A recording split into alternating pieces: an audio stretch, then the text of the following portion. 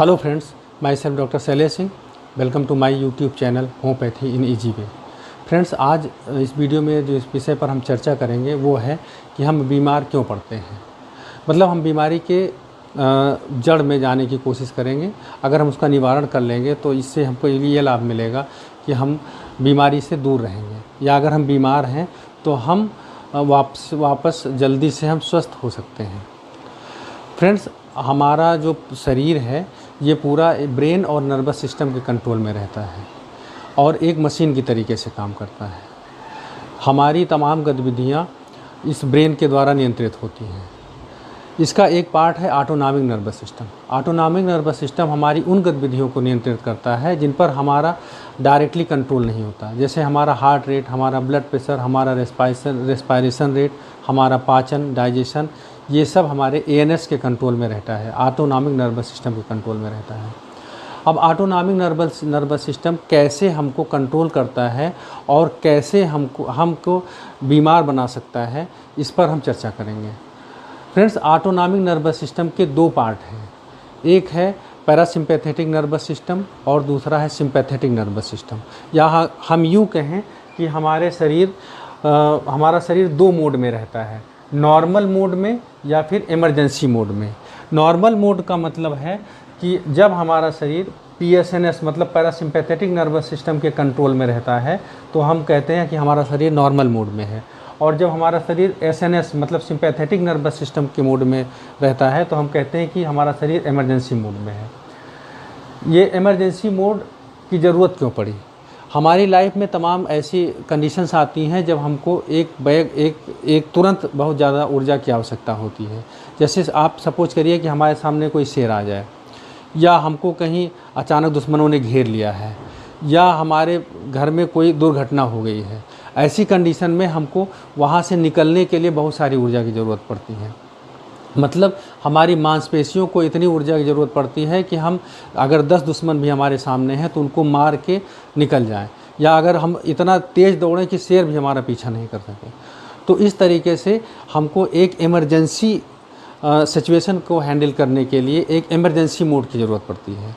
तो जब हम ऐसी कंडीशन में हों तो हमारा शरीर तुरंत इस मोड में शिफ्ट हो जाता है और पूरा शरीर की सारी एनर्जी हमारी मांसपेशियों को, हाथ और पैर को मिल जाती है, हमारे विजन को मिल जाती है, और आप ये कह लीजिए कि पूरे शरीर का जो ग्लूकोज है वो शिफ्ट कर दिया जाता है इधर, ब्लड शिफ्ट कर दिया जाता है इधर, और जो है एक उस इमरजेंसी कंडीशन से निकलने के बाद हमारी जान बच जाती है तो वापस फिर हम नॉर्मल मोड में आ जाते हैं। हम ये कहें कि ज़्यादातर हमारी लाइफ ये नॉर्मल मोड में हमको निकालना है। ये सिम्पैथेटिक नर्वस सिस्टम या फिर इमरजेंसी मोड जो है ये इसकी ज़रूरत बहुत कम पड़ती है। मतलब आप समझिए कि कभी साल 2 साल में एक आध बार हमको इस मोड में जाने की ज़रूरत पड़ती है, तो उस समय हमको केवल लाइफ को बचाने के लिए यहाँ पे जाना होता है। अब होता क्या है, जो एक बार इसकी हम फिजियोलॉजी जानने की कोशिश करते हैं। इसमें जो है सिम्पैथेटिक नर्वस सिस्टम में एक हार्मोन निकलता है एसिटिलकोलिन। एक हार्मोन है, एक केमिकल है, ये सिम्पैथेटिक नर्वस सिस्टम में जब हमारा शरीर रहता है तब ये सिक्रीट होता है। और जब एसएनएस में रहता है मतलब इमरजेंसी मोड में हमारा शरीर रहता है तो जो हार्मोन निकलता है इसको हम कैटेकोलामाइंस बोलते हैं, और इसमें एफ्रिन, एड्रेनलिन और नॉन एड्रेनलिन दो तरीके के हार्मोन्स सिक्रीट होते हैं। तो ये जो है इन हार्मोन्स का हमारे शरीर पर प्रभाव किस तरीके से होता है, जब हम ये जान लेंगे तो हम अपनी बात को आसानी से आपको समझा सकते हैं। जब हमारा शरीर नॉर्मल मोड में रहता है, मतलब जब एसिटिलकोलिन के अंडर कंट्रोल में रहता है, तो हमारा blood pressure, sugar, heart beat, सारी हमारी गतिविधियाँ नॉर्मल रहती हैं। लेकिन जब हम इमरजेंसी मोड में जाते हैं और कैटेकोलामाइन के अंडर कंट्रोल में जाते हैं तो हमारी गतिविधियाँ बदल जाती हैं। अब देखिए यहाँ पे क्या होता है, जब हमको इमरजेंसी कंडीशन हैंडल करनी होती है उस समय हमको जो है चूँकि उस समय हमको किस चीज़ की ज़रूरत होती है, एनर्जी की सबसे ज़्यादा ज़रूरत होती है। जब एनर्जी की सबसे ज़्यादा ज़रूरत होगी तो हमारे शरीर में सबसे पहले क्या किया जाएगा, ग्लूकोज छोड़ दिया जाएगा। उसके बाद हमारा ब्लड प्रेशर जो है वो बढ़ा दिया जाएगा, जिससे हार्ट रेट हमारा बढ़ा दिया जाएगा। हार्ट रेट बढ़ा दिया जाएगा इसलिए क्योंकि जिससे हमारे शरीर में ज़्यादा से ज़्यादा ब्लड सर्कुलेट कर सके, हमको ज़्यादा से ज़्यादा ग्लूकोज हम वहाँ शरीर को मांसपेशियों को पहुँचा सके। ब्लड प्रेशर हमारा बढ़ा दिया जाएगा, ठीक है। उसके बाद हमारी जो है डाइजेस्टिव सिस्टम का पूरा ब्लड खींच करके कहाँ कर दिया जाएगा, सीधा सीधा मांसपेशियों को। हमारे स्किन का पूरा ब्लड कहाँ कर दिया जाएगा, खींच के मांसपेशियों के। मतलब पूरे शरीर का जो ब्लड है वो ले आ के हमको मांसपेशियों में झोंक दिया जाता है, एक तरीके से कहिए तो। इससे क्या होता है कि हमारी मांसपेशियाँ, हमारे हाथ पैर में इतनी ताकत आ जाती है कि हम अचानक उस कंडीशन से निकल सकें। एक लाइन में अगर ऐसे कहें कि हमारे घर में कोई बड़ा काम होने वाला है तो हम सारे छोटे काम रोक करके उस बड़े काम में सारा पैसा लगा देते हैं, भले वो उस काम होने के बाद हमारी ये छोटे छोटे चीज़ें प्रभावित होती हैं। तो ये इस कंडीशन में हमारा जो है ब्लड प्रेशर बढ़ जाता है, ग्लूकोज लेवल बढ़ जाता है। हमको उस समय आप सोचिए कि अगर आप इमरजेंसी कंडीशन में तो आपको नींद नहीं आनी चाहिए, तो मतलब ऐसे केमिकल सीक्रेट होते हैं जिससे हमारा नींद डिस्टर्ब हो जाती है, हमारी नींद कम हो जाती है।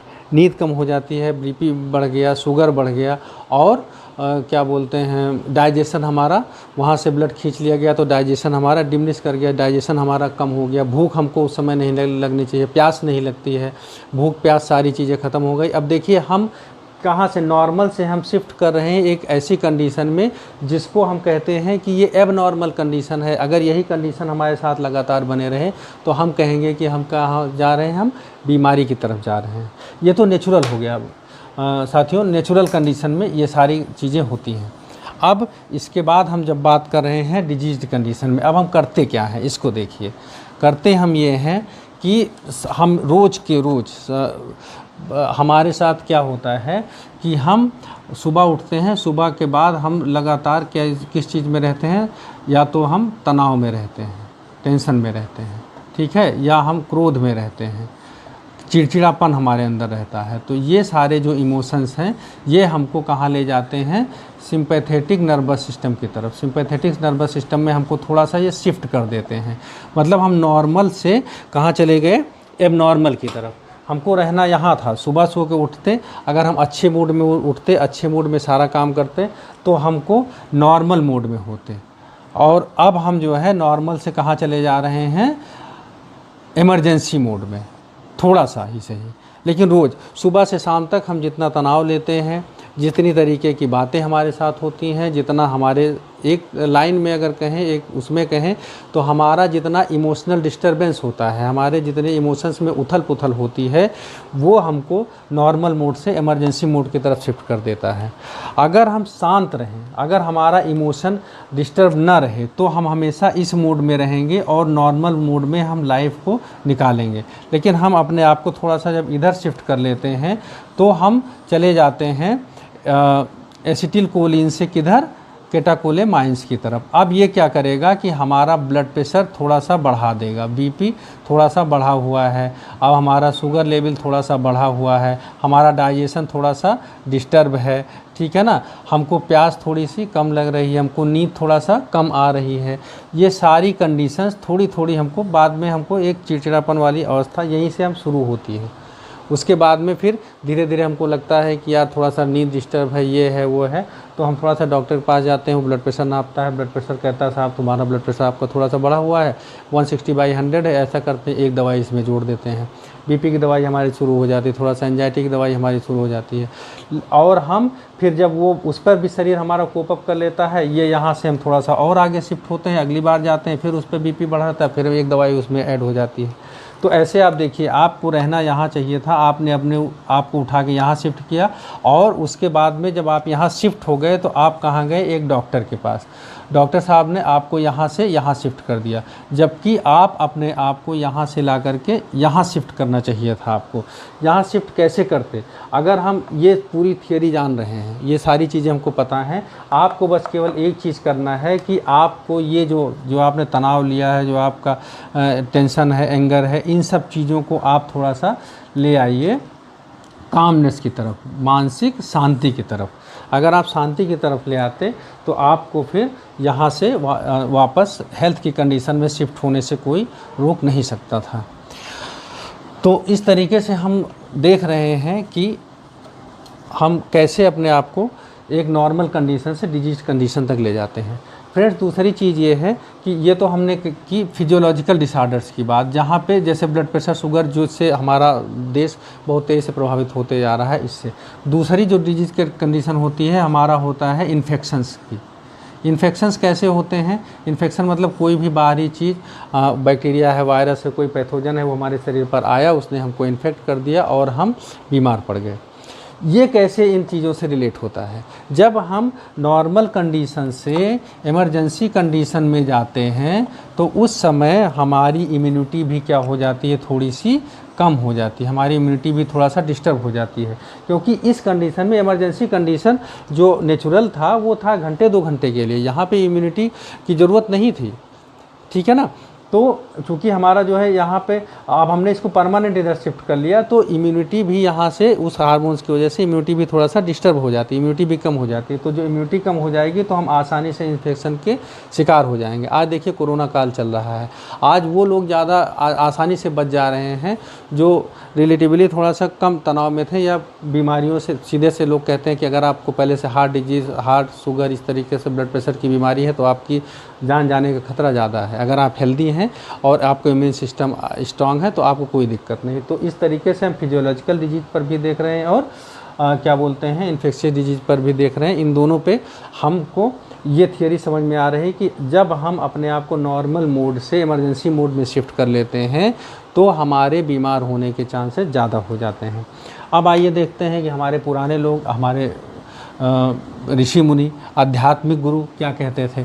आध्यात्मिक गुरु ने हमको बहुत पहले ही बताया था कि अगर आप 2 कंडीशन रखते हैं अपने साथ, 2 तरीके से रहते हैं, एक आप अपने साथ शांति और संतोष, ये अगर आपके साथ है तो आपके बीमार पड़ने के चांसेस 90% तक कम हो जाते हैं। क्यों? अभी देखिए, आपने इसको, आप शांति और संतोष में हैं तो आप इसको समझ लीजिए कि आपका कोई इमोशनल डिस्टर्बेंस नहीं है। आपका इमोशनल डिस्टर्बेंस नहीं है तो आप नॉर्मल कंडीशन में रहेंगे, ठीक है। आप नॉर्मल कंडीशन में रहेंगे तो आप नेचुरल कंडीशन में हैं और आपके बीमार पड़ने के चांसेस बहुत कम हो जाते हैं। होम्योपैथी में क्या कहते हैं? होम्योपैथी में डॉक्टर हेनीमैन ने बोला है कि एक लाइन उन्होंने बोला कि sorrow is mother of all diseases, sorrow is mother of all diseases and able thinking is mother of sorrow. मतलब सोरा जो है, एक टर्म इन्होंने दिया था, इसको बहुत ज़्यादा इसको डीप में जाने की जरूरत नहीं। उन्होंने एक चीज़ कहा कि सोरा एक चीज़ होती है जो सारे रोगों की माँ है, सब मतलब सारे रोगों का कारण है, इन्होंने कहा सोरा। और सोरा होने का कारण क्या है? ये इविल थिंकिंग, मतलब बुरे विचार। बुरे विचार जो है ये हमको सोरा की तरफ ले जाते हैं और सोरा जो है वो हमको ले जाती है डिजीज कंडीशन की तरफ। तो इस पे बहुत सारी बातें हो सकती है, बड़ा लंबा टॉपिक हो सकता है, लेकिन कुल मिलाकर के अब हम देखें अगर तो 3 जगह से हमने इस चीज़ को लिया। एक तो हमने लिया साइंस से, जो मॉडर्न साइंस कहती है, दूसरा हमने लिया अध्यात्म से, ठीक है, और तीसरा हमने होम्योपैथिक जो पॉइंट ऑफ व्यू है डिजीज़ का, वो सब ने यही प्रूव किया कि अगर हम अपने आप को ऐसी कंडीशन में रखें जहाँ पे कि हम मेंटली काम हो, अच्छे से, मतलब हमारे विचार अच्छे हैं, हमारे मन में शांति है, हमारे क्रोध कम है हमारे साथ, तो हम बीमार पड़ने के चांसेस हमारा कम है, हम स्वस्थ रह सकते हैं। अब देखिए कितनी खूबसूरती से होम्योपैथी में इन डिजीज़ को, इस मेंटल कंडीशंस को अलग अलग तरीके से होम्योपैथिक दवाइयाँ इसको कवर करती हैं। देखिए और शायद किसी पैथी में इतना बारीकी से इमोशंस का अध्ययन नहीं किया गया होगा जितना होम्योपैथी में किया गया है। होम्योपैथी ने एक एक चीज़ को इतना बारीकी से डिवाइड किया है क्योंकि ये नेचुरल पैथी है, ये नेचर की पैथी है, और जितनी भी नेचुरल चीज़ें हैं उनके साथ साथ ये चलती है और हर टॉपिक, हर स्तर पर ये अपने आप को डिफरेंशिएट कर लेती है। देखिए एक आपका इमोशन आता है फ्राइट, अगर हम डर जाते हैं तो तुरंत हम क्या, इमरजेंसी कंडीशन हमारे लिए है, और डर जाते हैं तुरंत इमरजेंसी कंडीशन जाते हैं, हमको डायरिया हो सकता है, हमको तुरंत जो है फिट्स आ सकते हैं, बहुत सारी दिक्कत हो सकती है। उसमें एक मेडिसिन हमारी आती है एकोनाइट, डरने के कारण एक मेडिसिन एकोनाइट। अगर ये डर लंबा बैठ गया तो कौन सी मेडिसिन हमारी आएगी? एकोनाइट। उसके बाद फिर ये ओपियम हो जाती है। हाँ, ये मेडिसिन हो जाती है ओपियम। तुरंत डरने के बाद अगर कोई दिक्कत आती है एकोनाइट, उसके बाद आती है ओपियम।